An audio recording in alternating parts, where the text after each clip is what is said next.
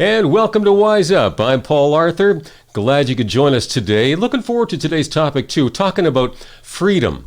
And we live in Canada, right? So freedom, yeah, we sing it in our national anthem and so forth. So we believe in freedom, but it seems as of late, well, it's been longer than I care to admit here, we seem to be traveling more and more to a woke society, controlling, socialistic in nature, I think. And now some would celebrate that. Okay, I mean, I don't want to, come down on people who see it differently, but folks like myself would say, you know what, this strips citizens of their rights, their freedom to speak out, even though their views may be very unpopular. Okay, so today's guest has a few thoughts on this as well. We're going to be speaking with Derek Sloan. You might remember that name. Former Conservative Member of Parliament, current leader of the Ontario Party. And he's the author of a book called Glorious and Free. That book is available at Amazon. And the website for Derek is fundingthefight.ca, and there'll be a QR code that comes up on the screen too if you want to join his email list, find out what he's up to, that sort of thing. So good to have you with us, Derek. Hey, thanks a lot for having me, Paul. Really glad to be with you again. Yeah, want to catch up a bit here. So this book, Glorious and Free, can you give us a bit of a snapshot of what that's all about? Sure. So this is the book that I wrote actually a couple of years ago, but it details my the first part of the book is autobiographical. So it tells the story of how I got into politics, where I came from, my family situation, and it tells it from various perspectives. So it's, you'll have a paragraph that, maybe my mother is talking, or my wife, or a campaign manager, and myself as well. So it gives you different sort of perspectives and snippets of who I am, my time in Parliament, some of the controversial issues I stood for. The second half of the book is my take on the issues. So what issues are impacting Canada right now, whether it's climate change, whether it's foreign interference, whether it's gun control, whether it's abortion, medical assisted dying. I give my straight take on the goods, and I talk about how we should respond to those issues from like a governance perspective. I'm talking about if I was leader of Canada, what would my take on these issues be? So a lot of people, like the book for sort of its inside take on politics. Of course, I was, on Parliament Hill for several years. I had, some very interesting experiences there. I was ejected from a mainstream party for standing up for values that many other Canadians share. So it's an interesting story from that perspective, and it helps people understand some of the the values that are in the crossfires in Parliament, and a lot of people don't understand how frequently moral values are front and center, social values are front and center. There's a lot. People might think that we're arguing about money for this or that thing, but most of the time, a lot of the bills have to do with social issues. So my book, doesn't shy away from the tough issues, and it's a lot of people think that it is a great book to open your eyes to, sort of what's going on in politics. Well, I do have to take my hat off to you. You are not scared to get yourself into some hot water and just speak it like you see it.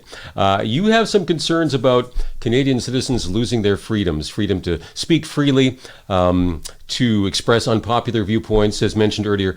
Freedom, for example, not to get vaccinated. Any thoughts on that? Well, I got into politics prior to COVID-19 and some of the vaccine mandates and things that you mentioned. And I got into politics at that time because I was very concerned about freedom in Canada. And, basically, obviously our freedom of speech, our freedom of conscience, and these things were eroding. But what we were seeing is sort of gigantic groupthink mentality taking place in the highest levels in government and academia and so on. And if you fell outside of the window of accepted thought, you were penalized in serious ways. And this, the window of what's acceptable, of course, has gotten smaller and smaller and smaller. And things that were, liberal 20 years ago are now considered far right. So there's definitely been a shift in terms of what's acceptable and what's unacceptable. COVID-19 brought all of these things to the fore.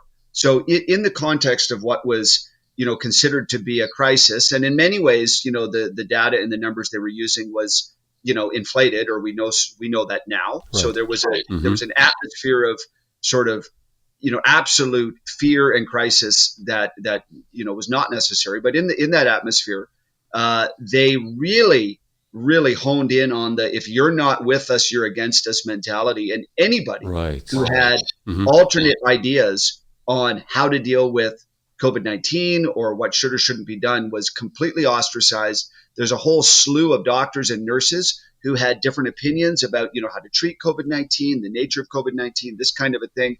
And they are still under attack by their medical regulators. If you said anything different than what the public health authorities said, which of course the public health authorities were contradictory and were based on their gut instinct instead of science. I mean, stay away 2 meters. Is that based on science? Yeah. Well, no. It was a rule of thumb that they had. I mean, should it be 3 meters? Should it be? I mean, there's so many inconsistencies, and some doctors and nurses took issue with this, and they were and have been and still are being attacked and taken through these long disciplinary proceedings that are costing them tens of thousands of dollars. So there's definitely been in real time the destruction of our freedoms in sort of this test case of this crisis. And I'm afraid that governments and other entities are using crises to push their views and silence others. And I frankly don't like that. Yeah. No, I think a lot of us don't like that. I mean, it has caused, I think, unnecessary division. I've seen this in churches. I've seen it between neighbors and relatives. Wear a mask, don't wear a mask, get vaccinated, don't get vaccinated. And there's this anger that comes toward one another, which I just really hate to see. Actually, I saw it just a few weeks ago in a dollar store. A guy was just causing a scene because he thought somebody was, less than 2 meters, away from him. And I thought, wow, dude, just get a grip here, right? And so it's been divisive and again, I think unnecessarily so. So what do we need to do? What needs to happen to reverse this trend of freedoms being eroded, being reduced? Well, I fundamentally believe that the reason that Canada and other countries are free is because of our Christian heritage. And, that's we could do a week's worth of shows just on that in and of itself. And some people may disagree, but when you have, and it's a fact, I mean, where are the free countries in the world? The countries that are the most sincere about their faith are the freest countries. So, Canada, the United States, I mean, we are some of the freest countries in the world. There is no country in the world with the standard of freedom and the history of freedom of press, freedom of speech, freedom of religion, freedom of conscience. There's no country in the world that does not come from a Christian background. And further to that, and no offense to, my Catholic brothers and sisters who I love in many ways, but a Protestant evangelical background. And I say that in the sense of a country that has taken Christianity seriously and not just, followed whatever historical faith has been passed to them. So, you see a country like the United States, which has, in many ways reinvented Christianity. They were founded by Puritans, which were a dissenting brand of Christianity. So people who have, taken the faith seriously and built countries based on that principle, those countries are the freest. And of course, Christianity generally, regardless of the brand, has promoted freedom. That's why the West is different than the rest. But I mean, that's a fact. And so when you cut the flower of Christianity and you put it in a vase, the flower still is colorful and looks like it's alive for a few weeks, but it will wither and it will fade. And that's what we're seeing right now. Yeah, there's some work to be done to maintain our freedom or to regain it, frankly, in Canada, because we have been losing some of it. Now, it's nice to see some things happening. For example, Alberta Premier Danielle Smith, she's made some legislation here for Albertans to refuse vaccinations, for example. And I think a lot of people are hopeful that, the federal Conservative Party with Pierre Poilievre leading and, perhaps winning the next election would potentially restore some freedoms to our nation. Now, on the other hand, I'm pretty sure you don't fully agree with that particular view, though, right? You've got some concerns there, too? Well, I think that there's certainly some positive things that the Conservatives are saying. I mean, I used to be part of the Conservative Party, and I know that they will only go so far, and they will only do those things that they think are expedient or palatable at the time. And so there's many things that they weren't saying several years ago that they're saying now because they think that they can get away with it. But the fact is that leaders need to lead. They can't always wait for the people to, for the consensus to be acceptable. Whatever the right thing to do is, they need to do it. They need to lead from the front, and they need to. I mean, one of the major issues that has impacted Canada is an out of control immigration system, and I've been talking about that for years. I've been talking about immigration since I ran for leader of the Conservative Party, 4 years ago. And yet now, the Conservatives have only recently started talking from the top about reducing immigration levels, now that everyone is kind of concerned about some of the excesses. So, the fact I think is, there's a concern, right? Yeah, I mean, you get labeled as being, well, you're not tolerant. Then we need to allow other people to come here. Of course, many of us had parents who came from other countries and so forth. So immigration can be a good thing, but there's limits, right, to what your country is able to absorb economically. We want to get people here who share similar, moral values. I mean, there's some truth to this, isn't there? Well, and the fact is that people who are behind pushing things on our country that are not good for the average person, whether it's political or business interests or whatever it may be, they are trying to create a scenario where talking back against that is just not even considered acceptable. So that is the political, and that is the game that's being played right now. The different kinds of ideologies and so forth that are being promoted by certain strands of academia and business and others. They're trying to create a situation where there will not be an argument on the pros and cons of such and such an idea. It's there's 99 genders or more or whatever number. That's the way it is. And by golly, if you think there is no otherwise. That's the way it is. And only someone extremely hateful would have another view other than that. Therefore, there's no point even discussing it. That person needs to be shunned. So that was, an example. But that's the kind of thing that we're seeing in many situations. Yeah, which is kind of ironic in the sense that we're all told that we need to be more tolerant. Well, obviously, we're not tolerant of differing opinions, when they disagree with ours. So there's something fundamentally wrong with that. Now, you're the leader of the Ontario Party. You're, again, viewed by most mainstream media outlets as far-right, extreme. Which of your policies do they kind of pick on? I'm assuming that, for example, your pro-life stance, your stance on abortion would be near the top of the list there too, right? Well, our policies are pretty straightforward. And if people were to go to www.ontarioparty.ca, I think that they would see that our policies are actually very reasonable. And a lot of the things that we were saying, 2 years ago, like, for example, limiting the amount of foreign students that come into Canada, things like this, limiting foreign ownership of domestic real estate. I mean, all of these things everybody's talking about now. So I believe that we were and are ahead of the curve. And, it's only a matter of time before parties like ours become in the mainstream, because the policies we're promoting are, obviously good for Canada. And many people are realizing that. Okay. Well, if you're just joining us, we're speaking with Derek Sloan, leader of the Ontario Party and author of Glorious and Free. And if you want to find out what's going on with Derek, you can check out the QR code that's on the screen there. He's got an email list that comes out as well. Emails that go out every couple of weeks. And the book is called Glorious and Free, available at Amazon. Now, what about education? Let's touch on that a little bit here.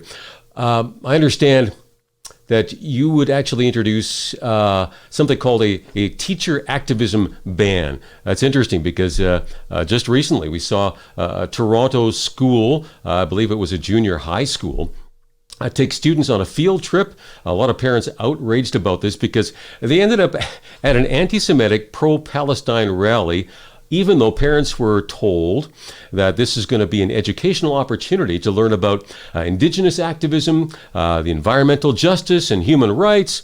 And apparently the organizers of this protest were actually leading chants like from Turtle Island to Palestine, occupation is a crime, and the kids were actually participating in this, holding up signs, the whole deal. So parents were misled, misinformed, and pretty ticked off at the end of the day. So is this what you mean? You want to get rid of that sort of thing? Teacher activism? Well, it's funny because the education minister in Ontario came out, against that and said that, listen, you're free as a teacher to have your own opinions, but you shouldn't be bringing your politics into the classroom.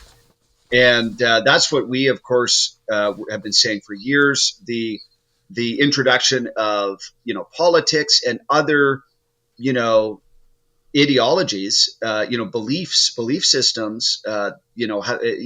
Teachers have been basically, not all of them and not all the time, but they've been some of the time have been indoctrinating kids on various things, whether it's gender ideology, whether it's certain political views. All of these things. And, our schools should not be an indoctrination zone. It should be a place where kids are taught, reading, writing, arithmetic, taught how to be productive members of society. Couldn't agree more. I mean, what happened to some of the basics, right?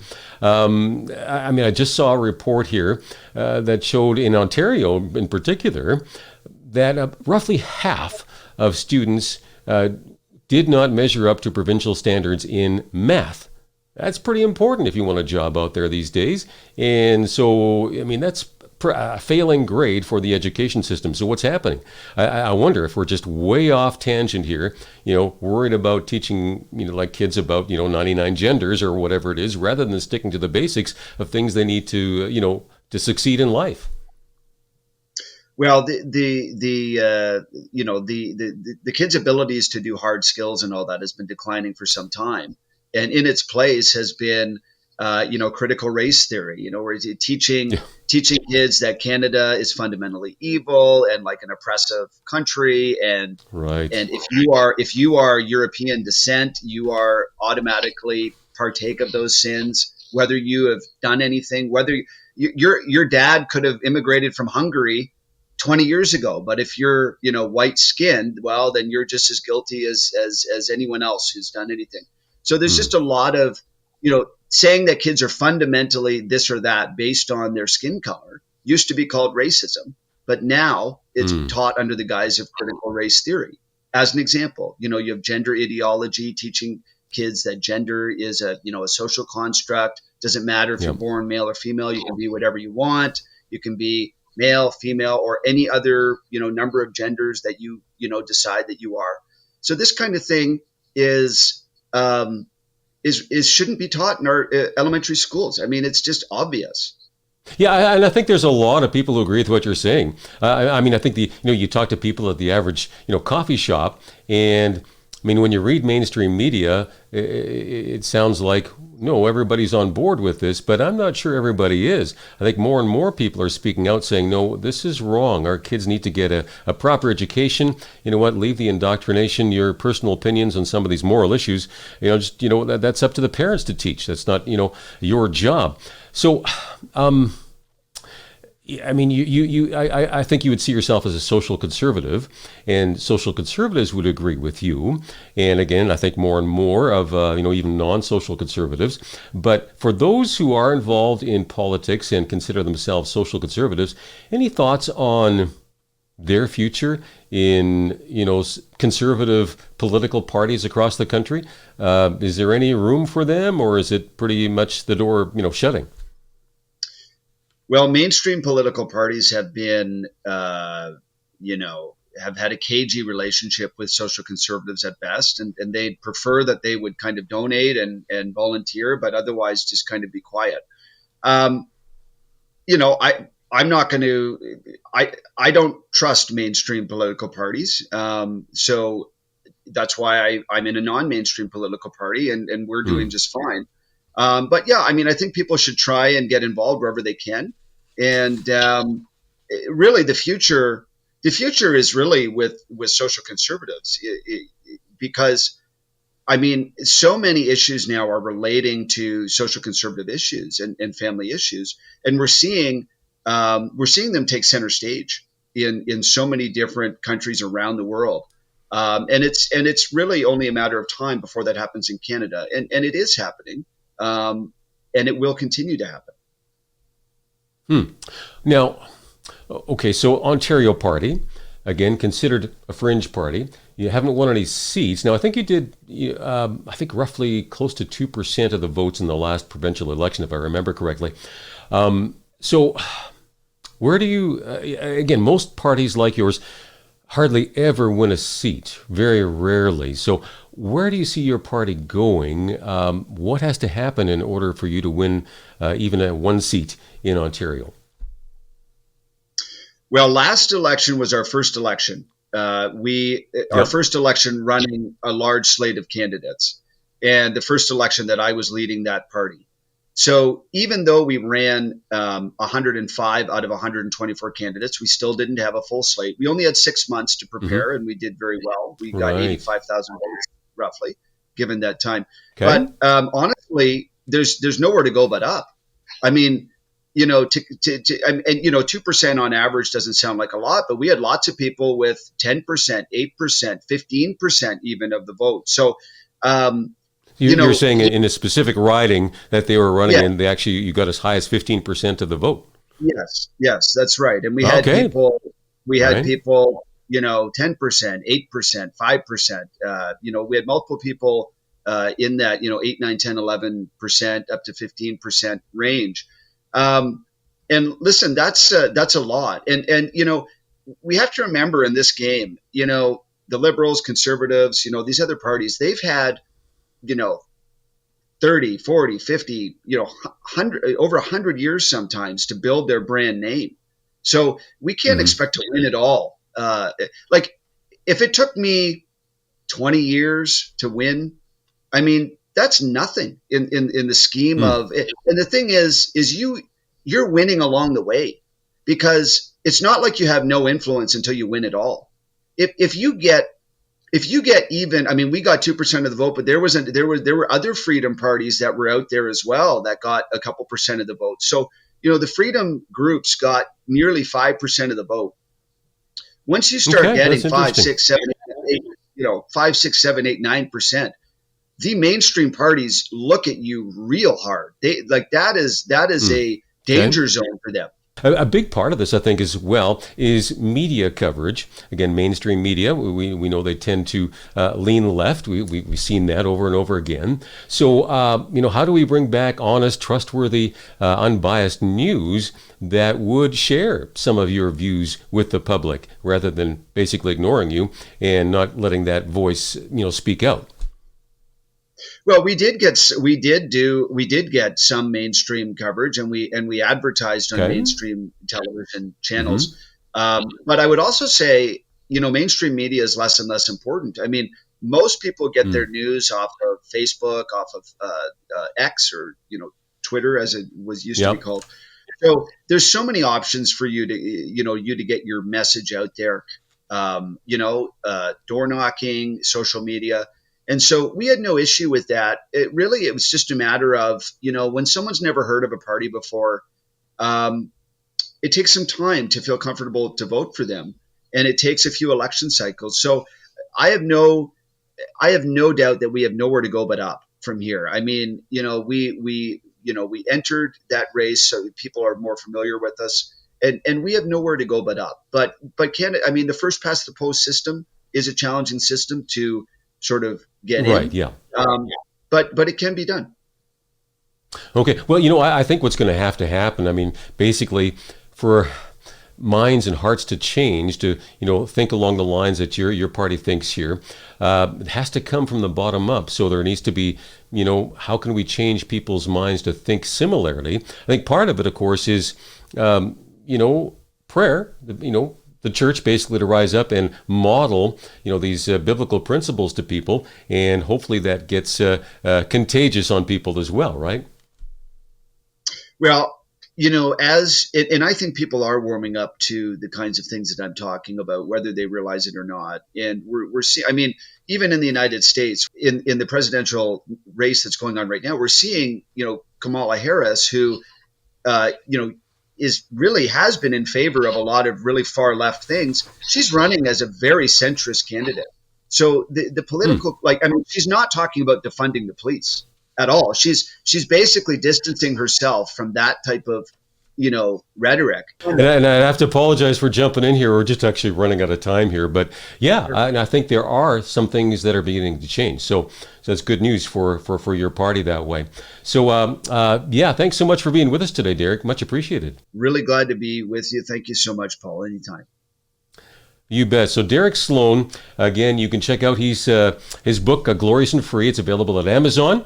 And also fundingthefight.ca. You can find out more there. And you can scan the QR code there that'll be up on the screen. OntarioParty.ca is the other website there as well. So thank you so much for watching today. Really appreciate you taking the time for that. You can watch or listen to WizeUp at WizeUp.ca or at returntoreason.com, wherever else you would normally watch your podcasts. Now, if you have any comments, guest suggestions or topic suggestions as well, just fire us off an email. Always appreciated. Paul@wiseup.ca. Love to hear from you. God bless.